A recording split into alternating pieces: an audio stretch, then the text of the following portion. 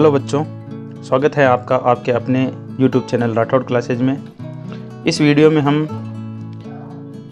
कक्षा 9 की जो गणित की उपचारात्मक शिक्षण कार्य पुस्तिका हैं उसकी शुरुआत करेंगे और इसका जो पहला कार्यपत्रक है उसके बारे में जानकारी लेंगे, उसको पढ़ेंगे और उसमें जो सवाल दिए गए हैं उनको समझने की कोशिश करेंगे।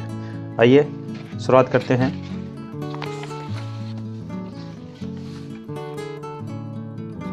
पहला कार्यपत्रक दे रखा है, कार्यपत्रक 1। विषय वस्तु है इसकी संख्या संबंधी अवधारणाएं। इसका अधिगम बिंदु है अभाज्य संख्या, गुणनखंड एवं अभाज्य गुणनखंड।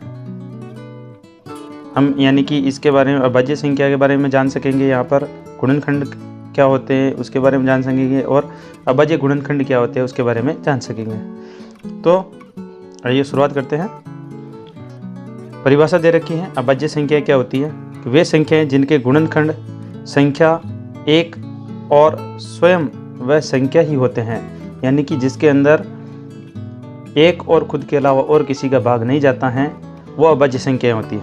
तो इसमें लिख रखा है वे संख्याएं जिनके गुणनखंड संख्या एक और स्वयं वह संख्या ही होते हैं, अर्थात ऐसी संख्याएं जिनमें केवल एक व उसी संख्या का भाग जाए अभाज्य संख्याएं कहलाती। जैसे कि उदाहरण में दे रखा 2, तो 2 में एक और 2 के अलावा और किसी का भाग नहीं जाता है। 3 है तो 3 में भी एक और 3 के अलावा और किसी का भाग नहीं जाता है। 5 में भी एक और 5 के अलावा और किसी का भाग नहीं जाता है। 7 में भी एक और 7 के अलावा किसी का भाग नहीं जाता है। 11 में भी एक और 11 के अलावा किसी का भाग नहीं जाता है।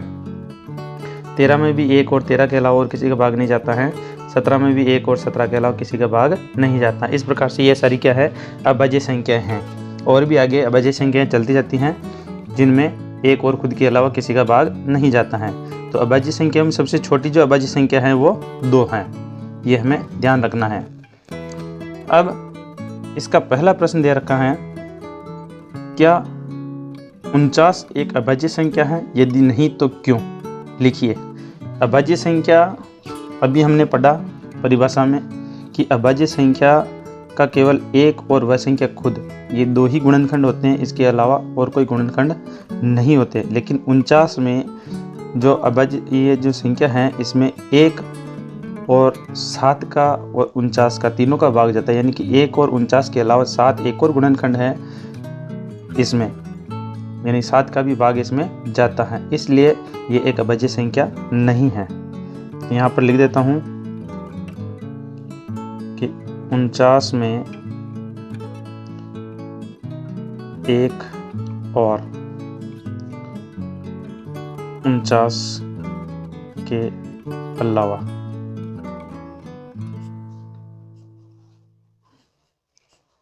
7 का भी भाग जाता है,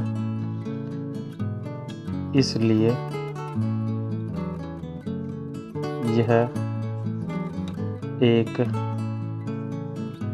अभाज्य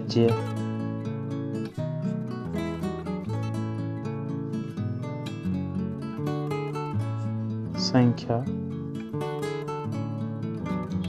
नहीं है। समझ में आ गया? यानी कि 49 में 1 और 49 के अलावा 7 एक और गुणनखंड है जिसका भाग जाता है, इसलिए ये एक अभाज्य संख्या नहीं है।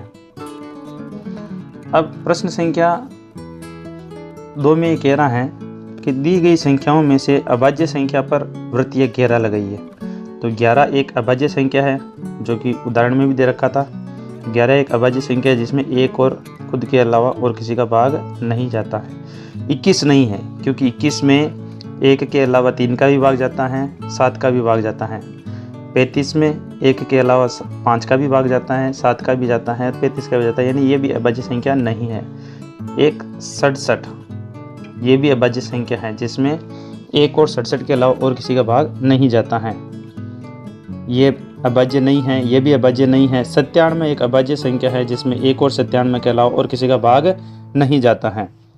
98 अभाज्य संख्या नहीं है। 42 नहीं है। 20 नहीं है। 23 जो है ये भी एक अभाज्य संख्या है, क्योंकि इसमें भी 1 और 23 के अलावा और किसी का भाग नहीं जाता है। एक 89 है। 89 में भी 1 और 89 के अलावा और किसी का भाग नहीं जाता, ये भी अभाज्य संख्या है। वैसे ही 7 भी एक अभाज्य संख्या है। 61 भी एक अभाज्य संख्या है। 41 भी एक अभाज्य संख्या है। और 67 वापस आ गया है, ये भी एक अभाज्य संख्या है। 79 ये भी एक 79 जो है ये भी एक अभाज्य संख्या है। और 29 यानी कि 29 ये भी एक अभाज्य संख्या है, क्योंकि इनमें इनके खुद के अलावा और एक के अलावा और किसी का भाग नहीं जाता है। अब प्रश्न संख्या 3 में ये कह रहा है 21 से 50 तक की संख्याओं में अभाज्य संख्याओं पर वृत्त का या घेरा लगाइए।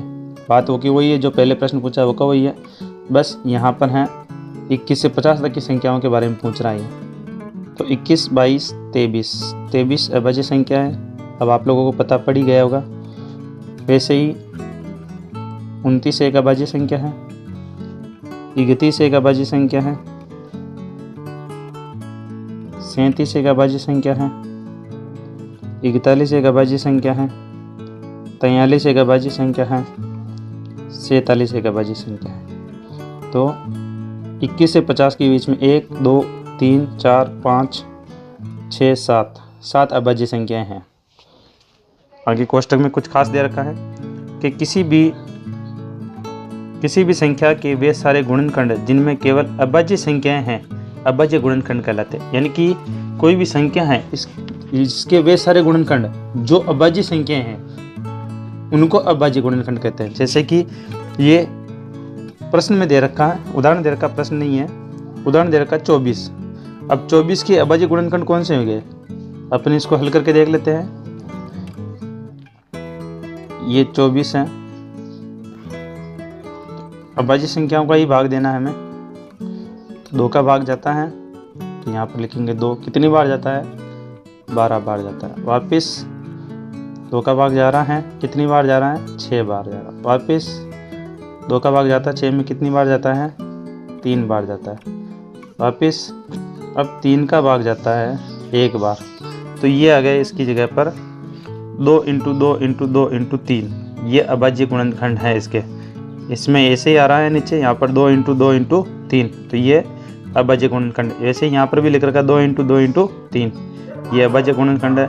या 2 × 2 × 2 × 3, ये अभाज्य गुणनखंड है। यानी अभाज्य गुणनखंड ऐसे गुणनखंड जिनमें खुद के अलावा और एक के अलावा और किसी का भाग नहीं जाता। जैसे कि यहाँ पर 2 है तो 2 एक अभाज्य संख्या हमें पता है, और 3 भी एक अभाज्य संख्या है। जैसे इसके बारे में लिख रखा है यहाँ पर कि यहाँ 2 × 2 × 2 × 3 गुणनखंड 24 के अभाज्य गुणनखंड है, जिसमें 2 व 3 अभाज्य संख्याएं हैं। ये हमने देख लिया है। अगर वीडियो आपको पसंद आता है तो वीडियो को एक बार लाइक कर दीजिए, और चैनल को अभी तक सब्सक्राइब नहीं किया है तो चैनल को सब्सक्राइब कर दे और बेल आइकन को भी हिट कर दे, ताकि लेटेस्ट आने वाली वीडियो का नोटिफिकेशन आपको मिल सके और आप उस वीडियो का लाभ उठा सकें।